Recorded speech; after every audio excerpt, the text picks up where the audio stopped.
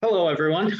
Thank you for joining us today for this US DOE Office of Fossil Energy and Carbon Management, National Energy Technology Laboratory, and USEA Consensus Program webinar on NETL's updated performance and cost estimates for power generation facilities equipped with carbon capture. My name is Alex Krauka. I am a Seattle-based consultant for the US Energy Association. And for those of you who may not be familiar with the association, USEA is a nonprofit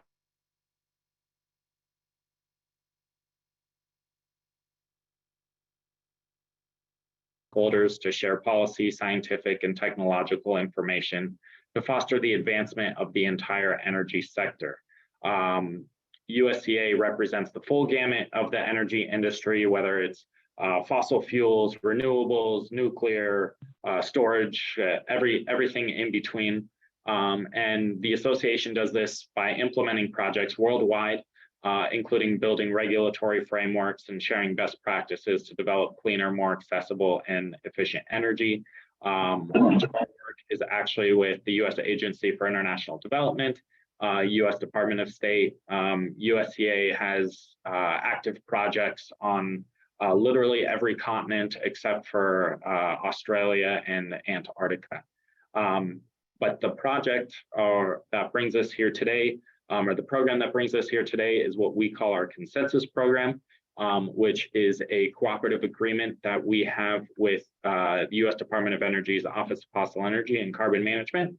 The consensus program seeks to educate the public, policymakers, and industry and other stakeholders to build a consensus on the benefits of and requirements for CCUS, as well as other carbon management technologies. So carbon dioxide removal, methane emissions mitigation, blue hydrogen, sustainable domestic development of rare earths, critical minerals. Most of what falls under the FECM umbrella, we seek to support them with. And we do that through activities such as today's webinar, briefings that we'll hold in the office during non-COVID times. We have workshops throughout the nation, both in person, hybrid, and virtual. We put out a series of white papers and reports throughout the year, and then we have a monthly news clips that my colleague Michelle Littlefield puts together. If you do not receive our news clips and are not subscribed to our newsletter but would like to, please email Michelle at mlittlefield@usea.org. Just a quick logistical note, this webinar is being recorded. We will post the recording as well as a copy of the presentation on the event page. It does take a couple days for us to do that, so please be patient and check back tomorrow or Monday. The recording should be posted by then. We will hold off on Q&A until the end. Please use the Q&A box at the bottom of the Zoom window for any questions or comments that you may have. Now, I just wanted to share this visual that I came across in the Visual Capitalist a day or two ago. I think it really kind of helps visualize how much we still use fossil fuels. It has a huge impact on our climate, as I'm sure everyone is aware. And I think one of the key ways that we are going to be able to decarbonize and handle this is through CCUS. One of the criticisms of CCUS, I suppose, is the cost of the technology. However, one thing that I always wonder about is how old are those assumptions? Are people making those assumptions based on numbers from 5 years ago, 10 years ago? And I'm not quite sure the answer to that. So luckily, today we have Mark Turner, who's a senior chemical engineering support contractor at NETL, where he's been since 2009. And his work has spanned various technology areas, including fossil energy, electric generating units, coal to liquids, pre and post combustion, carbon capture systems, carbon dioxide utilization, and wastewater treatment. Mark has a bachelor's in chemical engineering from the University of Pittsburgh, and he's here to present to us today the updates to NETL's cost study of carbon capture systems for power generating units. So with that, I'm going to turn it over to Mark to go ahead and get going. So with that, floor is yours, Mark. All right, thank you. Let me share my screen here.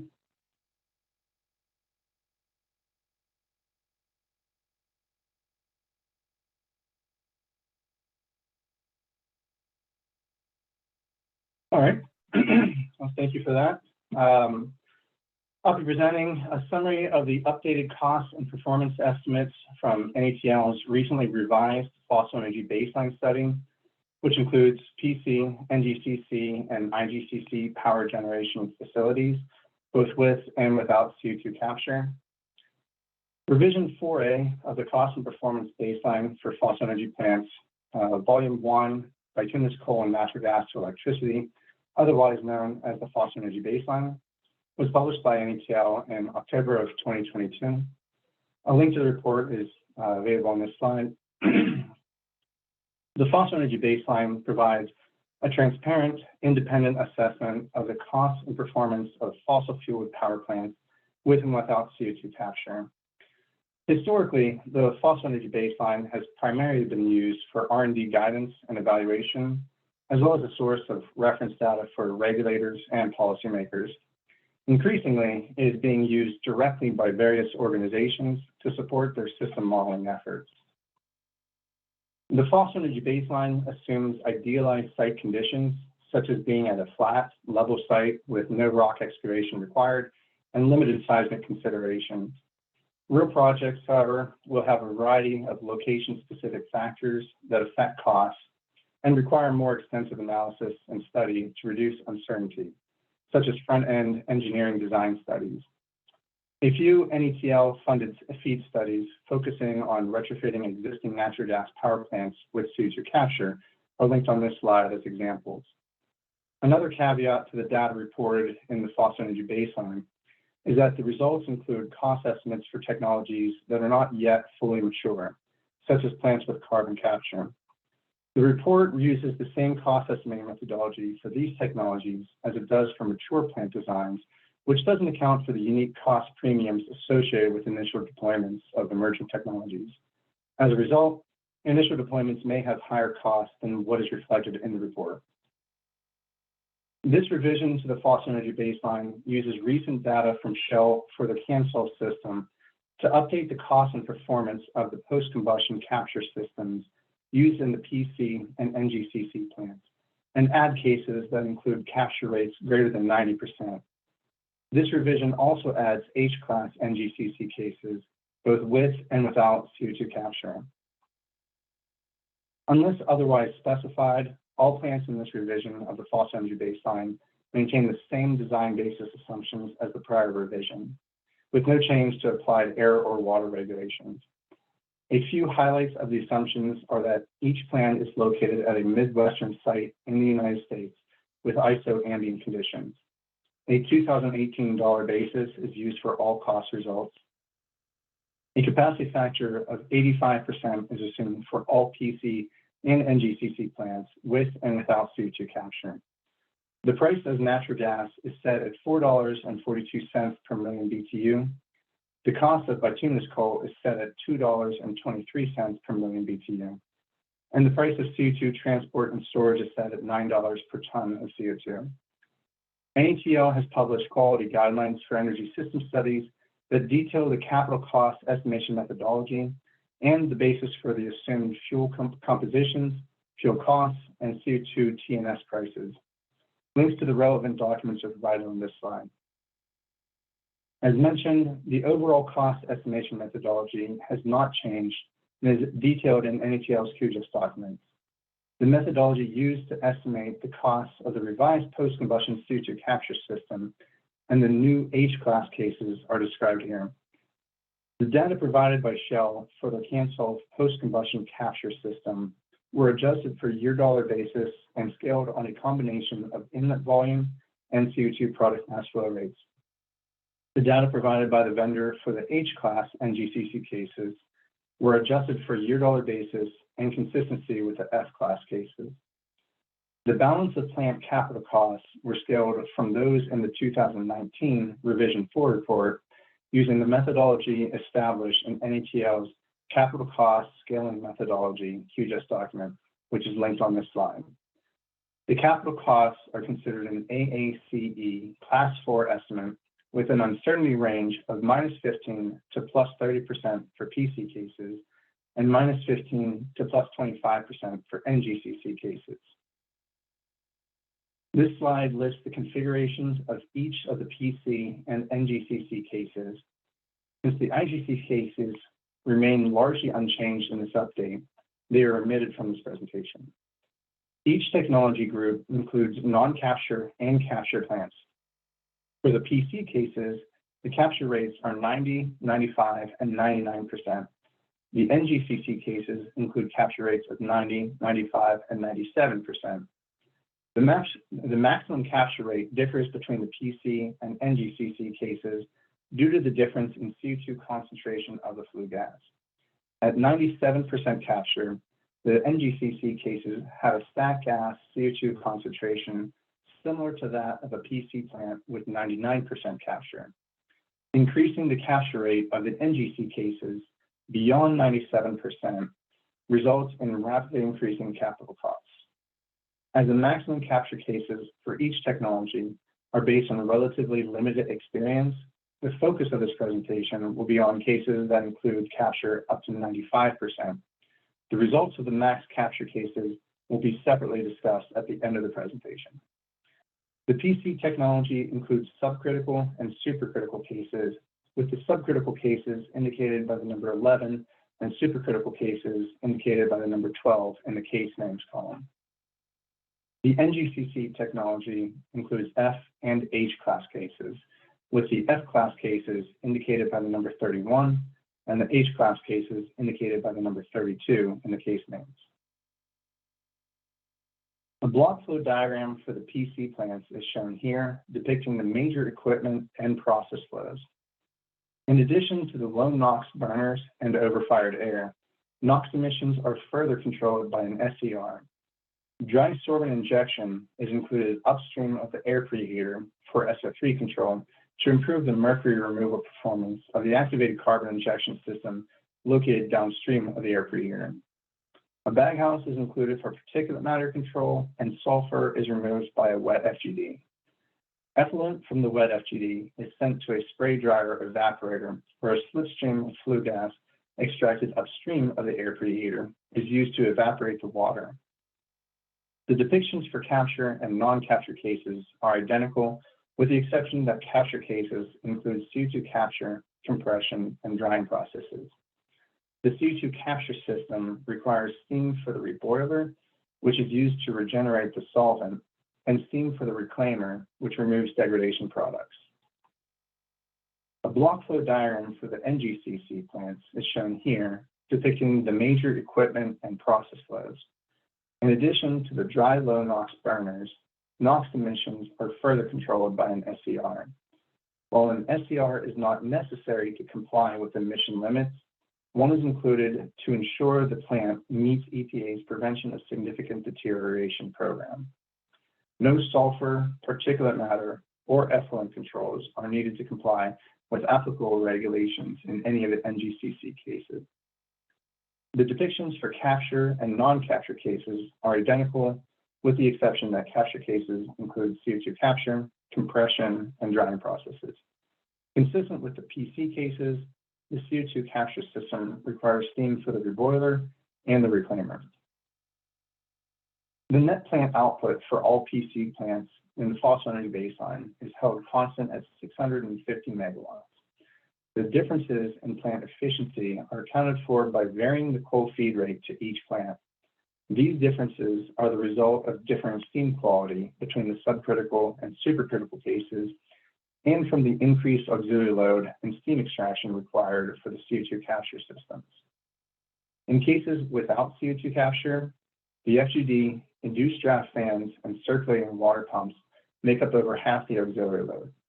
In cases with CO2 capture, the CO2 capture and compression system makes up over half the auxiliary load. The addition of 90% capture results in an additional auxiliary load of about 80 megawatts in both the subcritical and supercritical cases.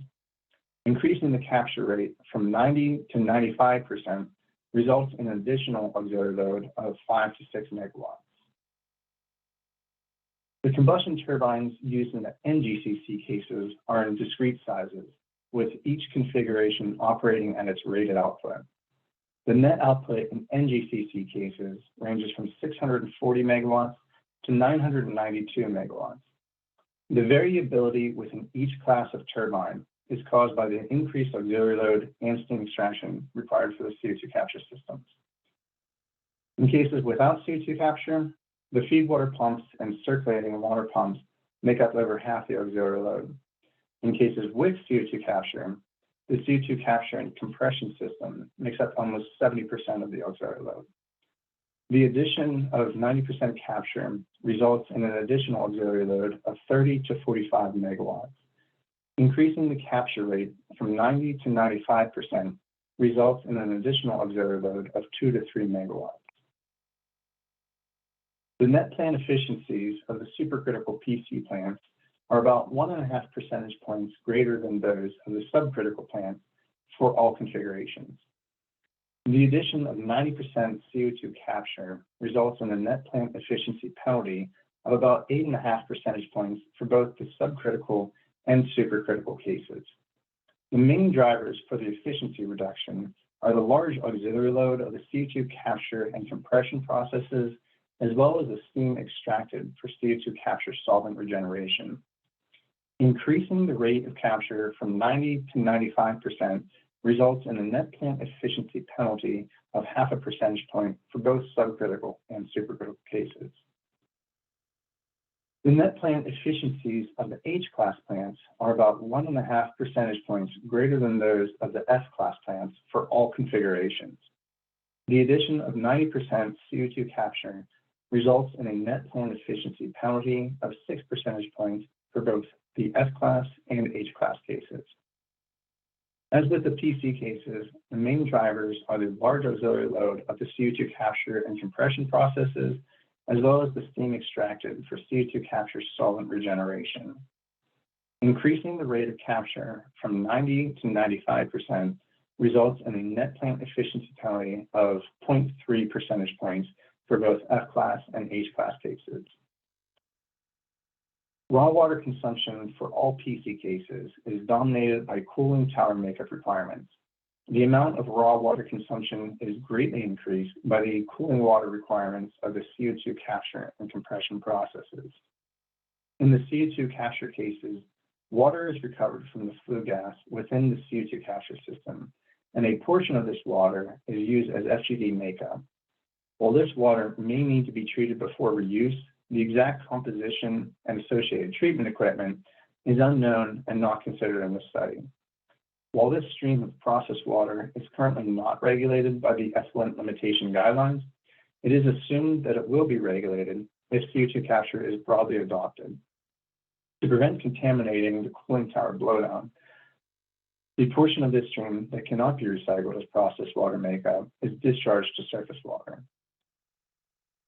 Raw water consumption for all NGCC cases is again dominated by cooling tower makeup requirements. As was the case in the PC plants, the amount of raw water consumption is greatly increased by the cooling water requirements of the CO2 capture and compression processes. Unlike the PC cases, there is no processed water demand available to accept the water recovered from the flue gas within the CO2 capture system. Consequently, the recovered water is fully discharged to surface water in all NGCC cases. The total overnight cost of the non-capture supercritical PC plant is about 4% higher than that of the non-capture subcritical PC plant, with the delta between the two technologies decreasing as the rate of CO2 capture increases. The penalty for adding 90% CO2 capture is a 64 to 68% increase in total overnight cost. The penalty for increasing the capture rate from 90 to 95% is an additional 2% in both the subcritical and supercritical cases. While the total overnight cost of the non-capture H-class case is about 2% higher than that of the non-capture F-class case, the trend reverses when capture is included to where the total overnight cost of the H-class case with 90% capture is 5.5% lower than that of the F-class case with 90% capture. The reason for the reversal is the increased efficiency of H-class combustion turbine compared to the F-class combustion turbine, which results in the size of the capture system increasing at a lower rate than the normalized power output, which, when combined with the economy of scale, results in a reduced impact of capture in H-class cases compared to F-class cases. The penalty for adding 90% CO2 capture to an NGCC plant is a 100 to 115% increase in total overnight cost. The penalty for increasing capture rate from 90 to 95% is an additional 2% in both the F and H-class cases.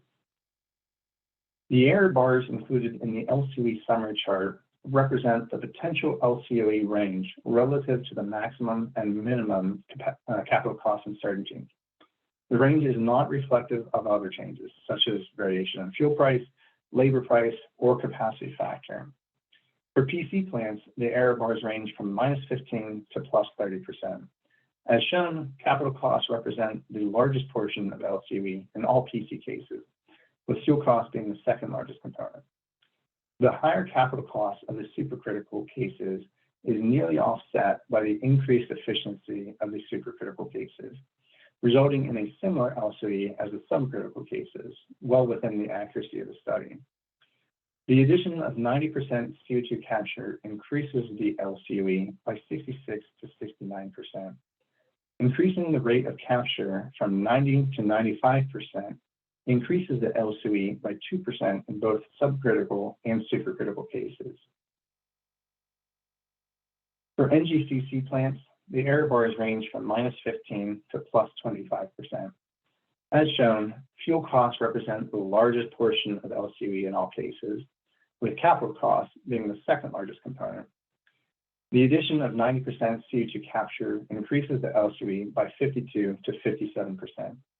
Increasing the rate of capture from 90 to 95% increases the LCOE by 2% in both the F-class and H-class cases.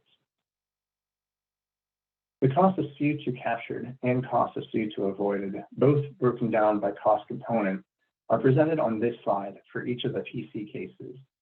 All cases use the supercritical PC plant as the non-capture reference case.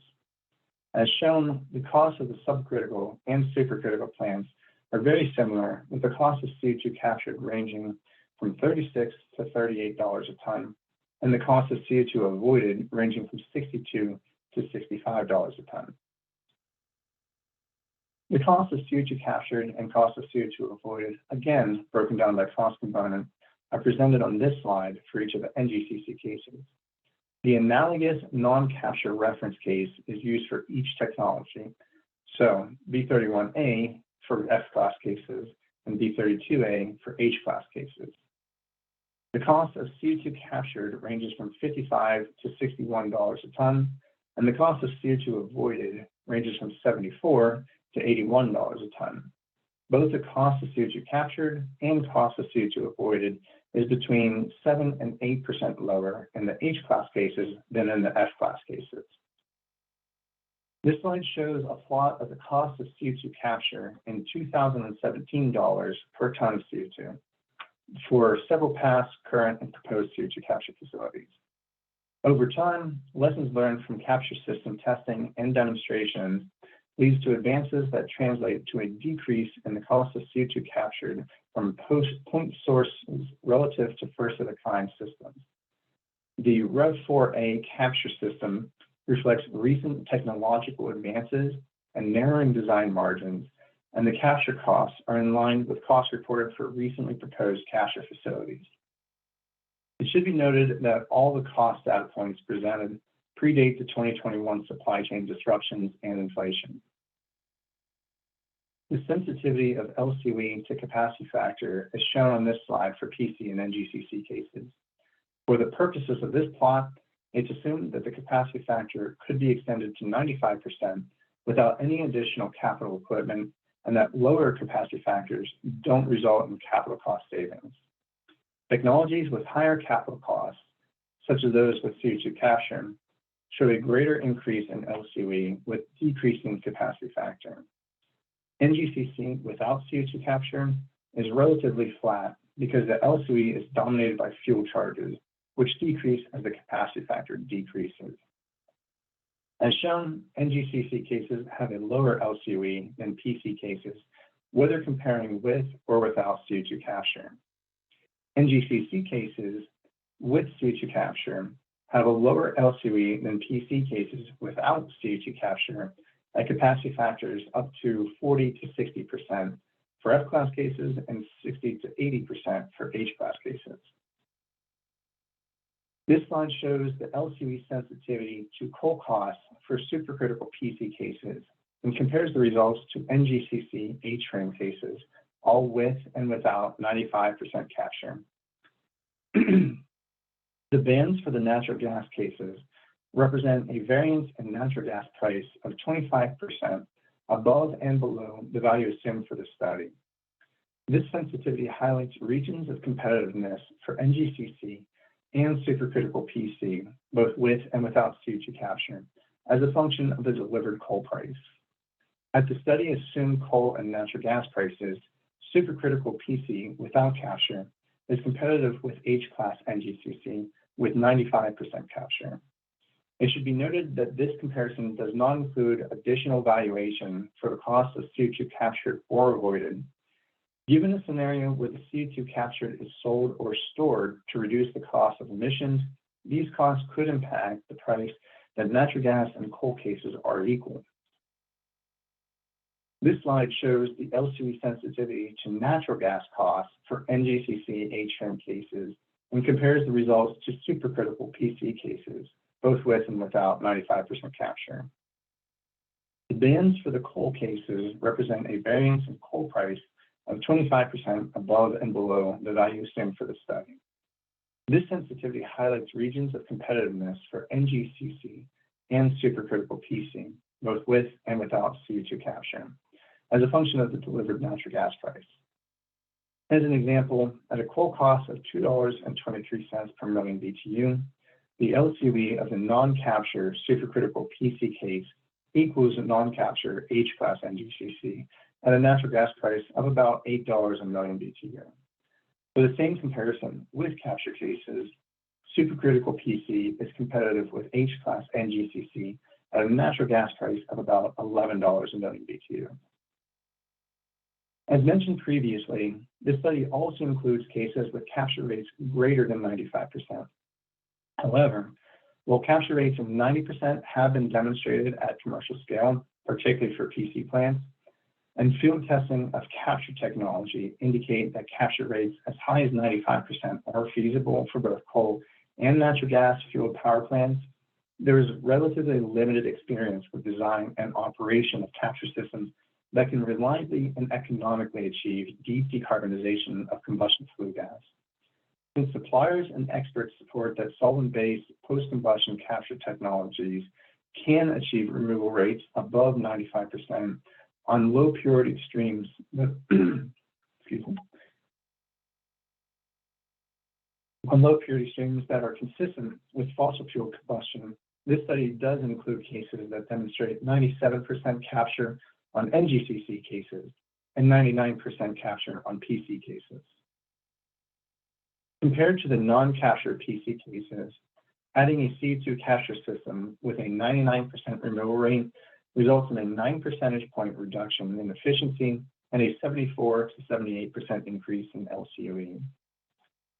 Compared to the non-capture NGCC cases, adding a CO2 capture system with a 97% removal rate results in a 7 percentage point reduction in efficiency and a 56 to 61% increase in LCOE. Much more information regarding the cases presented today and additional cases not discussed can be found in the NETL report Cost and Performance Baseline for Fossil Energy Plants, Volume 1, Bituminous Coal and Natural Gas to Electricity, Revision 4A. Another related study published in September of 2022 is a revision to the cost of capturing CO2 from industrial sources and the associated carbon capture retrofit database model. Links to the report, model, and a user guide are provided on this slide. A few upcoming related studies expected to be released this year include the cost and performance of retrofitting NGCC units with carbon capture and the associated CCRD model. The eliminating the D rate of carbon capture retrofits and associated CCRD model. The detailed cost sensitivity for NGCC with carbon capture and storage, and the technoeconomic and life cycle analysis of bioenergy with carbon capture and storage baseline. This is a legal disclaimer that says that this project was funded by the United States government, but does not necessarily reflect opinions or views of the United States government, nor does the United States government assume any liability for the information disclosed. If there are any questions, I'll take them now if you would prefer, or if we can't get to them today, feel free to email them to me at the address listed on this slide. Great. Thank you so much, Mark. This was a really great presentation, incredibly important work that you all are doing. And luckily for us, we have plenty of time for questions, and some have already come in. So I'm going to go through those. And one of the questions was actually someone asking for your email. So whoever asked for that, you'll see it there at the bottom of this slide. If anyone else has questions, please feel free to type them into the Q&A. We have a bit of time to go through most of these. So looking at the first one, are the US-based projects with post-combustion CCS economical, especially in light of Inflation Reduction Act 45Q subsidies? More specifically, is a new coal or natural gas-fired power plant with CCS economical? Is a coal or natural gas fire, is a CCS retrofit economical? For example, is it break even or better given the technology investment costs in light of 45Q? And do you have any examples illustrating the economics of this? I mean, we provide the LCOE. I'll go back to that slide for each of the cases. So the question of whether it's economical or not, that's the cost of capture and avoided. All right, so PC is on this slide and NGCC here. So the question of whether they're economic or not is going to depend on local variability. The competitiveness of coal in the region, US and international, the price of the coal, it's difficult to make an open statement of whether it's economical or not. But no, we don't have any further analysis beyond LCOE for the study. And I think, as one of your slides alluded to as well, as more and more of these systems go up, those costs will come down and the economics will make more sense. Right. It looks like your colleague Travis has his hand up. Travis, do you want to add to that? Yeah, thank you, Alex. Can you hear me okay? Yeah. All right, thank you. Yeah, with respect to that question, we have a separate part of the NETL organization that looks at the economics of a power system with capture in a particular region or market in the context of the various incentives, and 45Q is one of those incentives. So I would say it really would be a analysis of a local market and the conditions within that particular market to assess where it would be in the dispatch order. Thank you, Travis. And then kind of following up on the 45Q thread, we had another question coming in, how does the subsidy impact the LCOE figures shown in slides 18 through 22? And I guess that wasn't in the study itself, but more to what you were just referring to, correct, Travis? That is correct. The purpose of this study was really to focus on the performance and cost entitlement of particular commercial or very near commercial technologies. It's not to assess the economic viability of those technologies in any particular market under any particular set of incentives. So that would be a separate analysis that other folks at our organization are pursuing, and I can pass along that interest. Great, thanks, Travis. Moving on to our next question, when building a life cycle analysis of post-combustion capture of NGCC with carbon capture retrofit, most reference documents assume use of the power plant flexible model to generate input data. However, this model is designed to be used by coal. Is there a way to modify the PPMF to create data for NGCC data? If not, do you have any recommendations for the creation of input data, or do you have an open LCA process that you can recommend one uses? Travis looks like he's got his hand up already for this. Thank you, Mark. In terms of the parameters of this study, life cycle analysis, environmental life cycle analysis was not part of this particular study. That is led by a different part of our organization.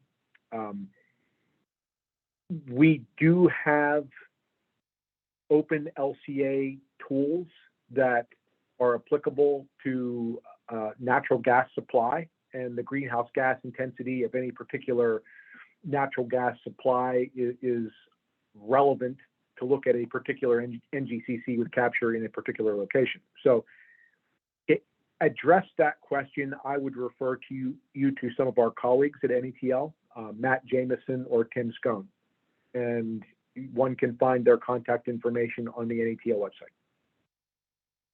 Perfect, thank you, Travis. And then this is kind of a suggestion, almost more than a question, but what about considering LHV instead of HHV in graphs? And can you kind of speak to the decision making behind that? Yeah, we do provide the LHV values for most, if not all, the results in table form in the report, and we also include LHV and HHV charts in the report for some of the charts.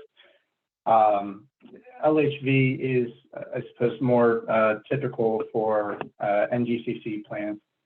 Historically, this study has used HHV, so that it's maintained. We've been expanding the I guess, charts to include LHV as well. Great. And then what is the difference between CO2 capture cost and CO2 avoided cost? In short, the CO2 capture cost is the cost that, I guess, that you would need to sell the CO2 in order to break even if there was, that would be the price that you would need for CO2 as a credit or as a sell price to break even on the cost of capturing it. The CO2 avoided is the cost that the CO2 would need to be, the cost of capture that breaks even when there is a tax or a penalty applied to CO2. So that's, again, the break-even price on that CO2 penalty. Got it. Thank you for clarifying that. Then for the TOC, what is the kilowatt value plant net without CO2 or with CO2 capture? Yeah, it's the net plant power. For cases that include CO2, it would be with the CO2. Got it. Thank you. And then question, how do we get a copy of the slide deck? Just as a reminder, the recording of today's webinar, as well as copy of the slides, will be posted to USDA's event page for today's event. And I will type that in just a moment here. Next question, how does carbon utilization fit into this? Would this be an additional aspect to analyze? Yeah, carbon utilization isn't a part of this study. This could be used as a reference basis for carbon utilization for specific utilization metrics, percent of a plant or fleet that is utilized by the carbon conversion process. NETL has an entire group that's dedicated to carbon conversion and utilization. Yep, and in a few moments here, I will put up a slide discussing a RFI that is out regarding carbon utilization procurement grants that DOE and NETL are putting out. But we still have a decent amount of questions to go through, so I'm going to continue with those. For the capacity factor variances, did you study, one, how does performance of the CC units vary with derating? And two, how does performance vary with cycling start to stop? In this study, no. For the capacity factor variances, it's just derated and operated as base load still. NETL has a separate study that should be getting published in the near future that looks at the flexible characteristics of natural gas plants, a variety of natural gas facilities, combined cycle, simple cycle, and reciprocating. And this looks at the performance and cost impacts of starting, stopping, part load, other metrics.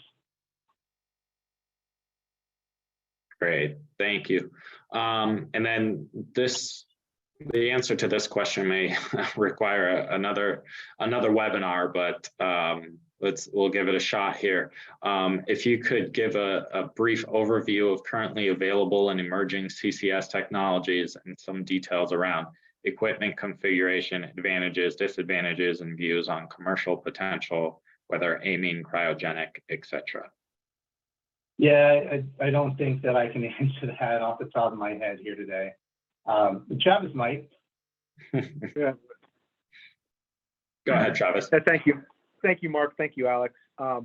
Yeah, the purpose of this study was to put forth the performance and cost of one potential embodiment of a greenfield power generation system with capture. And it represents the performance and cost of one commercial post-combustion capture system based on vendor quotes.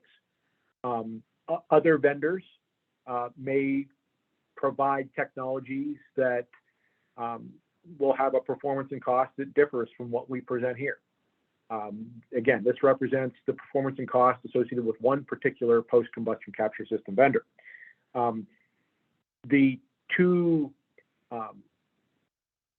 North American demonstrations, Petronova and Boundary Dam, are solvent-based post-combustion capture systems, advanced amine. One of them is a Shell CANSOLV, an earlier vintage than what's represented in this study based on a 2021 quote. The Boundary Dam era was 2015, 2016. So in terms of what particular technology might be better, or to compare and contrast those technologies, that's outside the scope of a question that we can answer here. Thank you, Travis. And I do want to let everyone know that USDA has had a number of various CCUS related webinars, many of which have been recorded. So feel free to check out usda.org and search for CCUS, and there will be a lot of recordings and opportunities for answering some of those questions. Next question, what do you think is the right balance / mindset between carbon capture with fossil fuels versus renewable or cleaner energy sources? Yeah, I don't know if I can speak for, opinion of NETL or U.S. government, but there's certainly a balancing point. The stability and security of fossil fuels as a baseload plant maybe not be very practical with the increasing saturation of renewables, but it still makes up a significant portion of our national and global power production facilities. So it will continue to exist, and applying CO2 capture retrofits or for new greenfield construction, I personally envision seeing an increased role and a significant role as the reliability of renewable energy increases, particularly as the challenge of storing that energy and transporting that energy gets resolved. Thanks, Mark. And I just want to add a comment that we heard at USDA's annual State of the Energy Industry Forum, was that about 30 years ago, the global fuel mix was about 80% fossil fuels.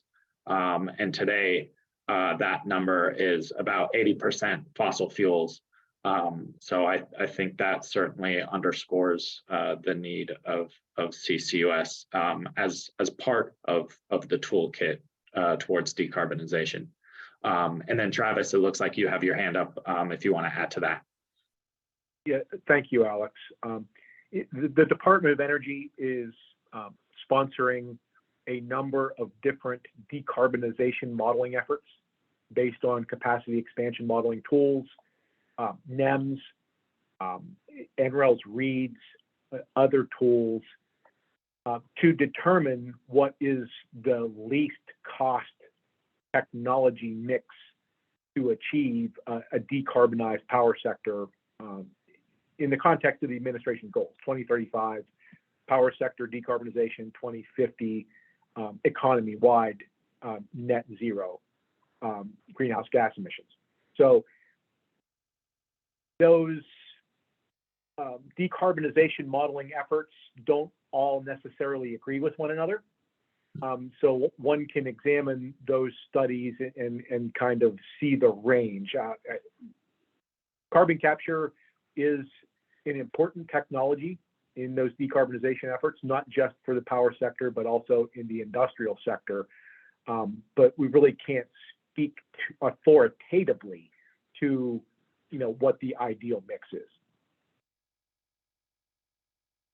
Thanks, Travis. And you brought up a good point with the industrial sector emissions. And we actually had a webinar with your colleague Sydney Hughes last week, looking at industrial industrial CCUS, and the recording of that has been posted. So again, that'll be on our event page at usda.org. Will the slides be available? To reiterate earlier answer, yes, they will be available, as will the recording on the event page for today. Another comment and question: thanks for the excellent presentation. Have the cost and efficiency of PC and NGCC been compared to power production via oxy-combustion? Not in this iteration. I know that there's a legacy study using comparison to revision 2 or 3 of the fossil energy baseline that does compare to oxy-combustion. It should be available online. Great, thank you. Then, what is your opinion on the likelihood of the 45Q, $85 a ton, if it'll be extended beyond the current 12 years? I think we've touched on the 45Q and how that's a little bit outside of the scope. Unless you'd like to answer it, Mark, I'll go ahead and move on to the next one. We can move on. And then what is driving the 30 to 33% cost reduction in carbon capture costs in the 2022 report versus the 2019 report? is this cost reduction applicable to all commercially available carbon capture technologies? The main driver is lessons learned, vendor experience. Since 2019, there have been more demonstration plans. There's been more feed studies. There's been just more experience overall. It's vendor provided data. That's the driver. And it looks like there's another question that asks how these costs compare in the last two baseline studies. So I think kind of same answer there.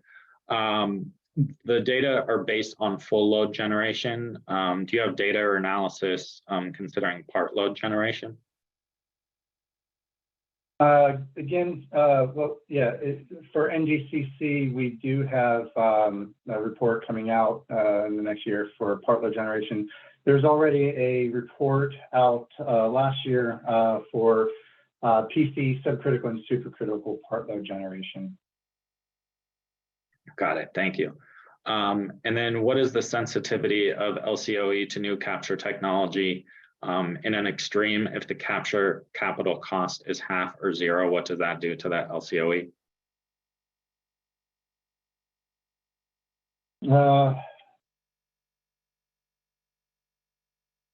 Well, it depends on the technology. So let me go back to LCOE.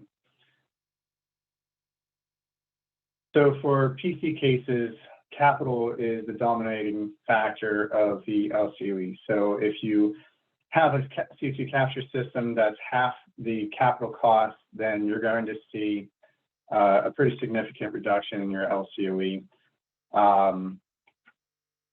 For NGCC, the primary aspect of your levelized cost of electricity is fuel. So you'll still see, appreciable difference. You can see the difference between the non-capture and capture cases here, but it's not going to be as significant of an improvement to your levelized cost. You would need a more impactful benefit would be an improvement in the efficiency of the capture system for NGCC. Got it.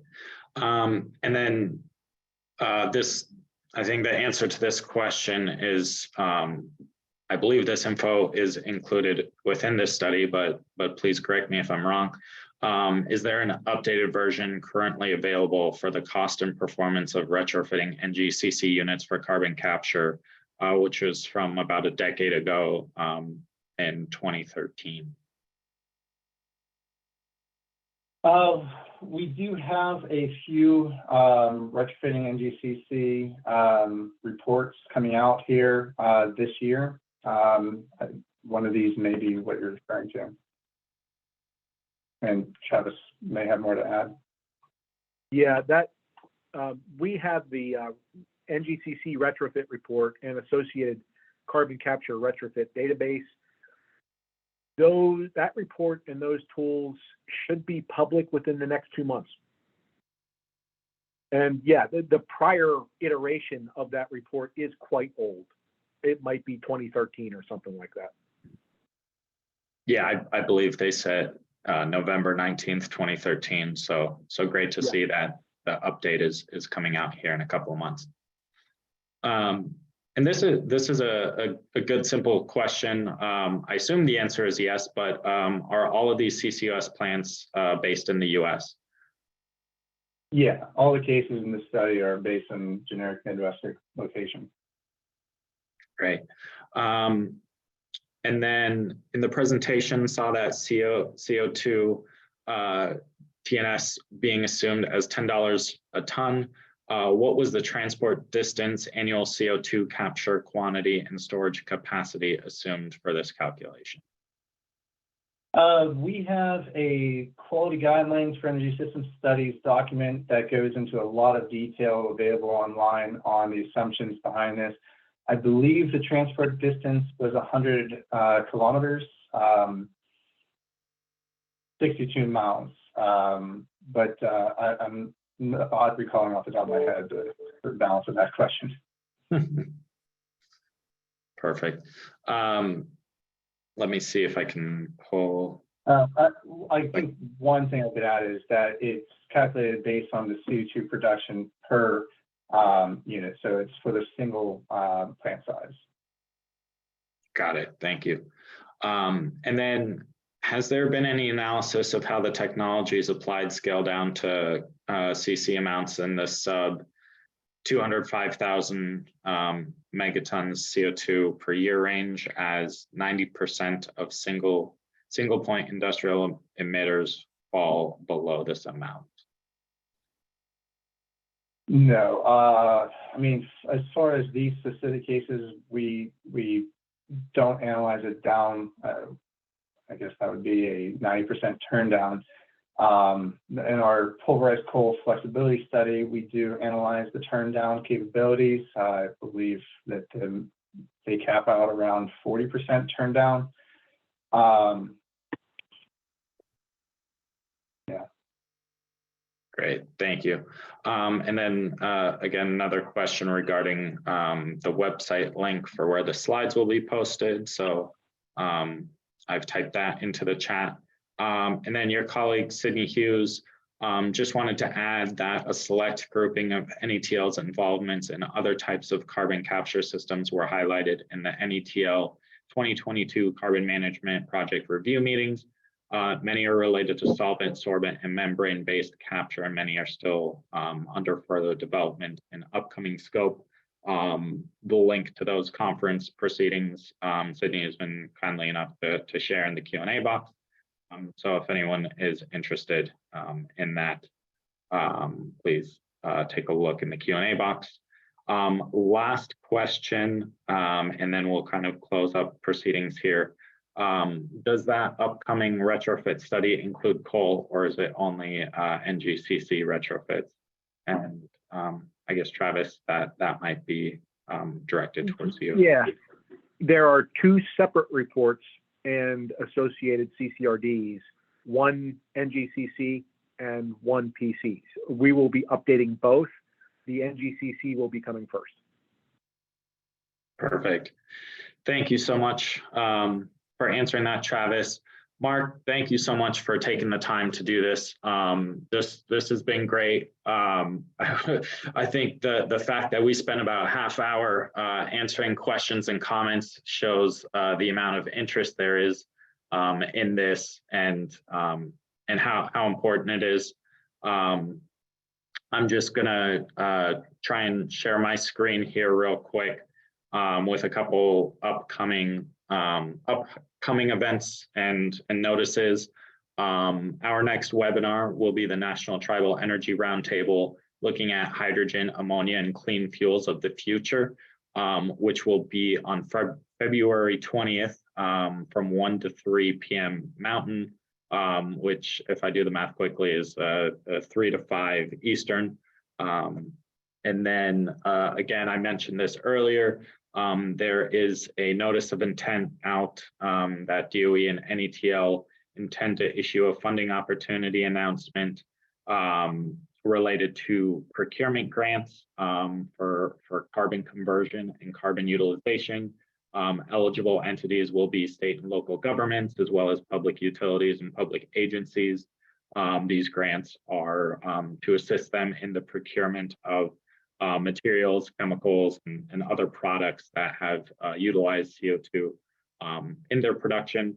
So, hopefully also helping to bring costs down of carbon capture is working on developing a market or demand for that CO2. So excited about that notice. And with that, Mark, any final thoughts that you'd like to share? No, nothing here. Just thank you for the opportunity to be presenting this. Perfect. Thank you. And thanks to everyone for joining us today. We hope to see you next time. And I hope everyone has a great rest of their week and weekend.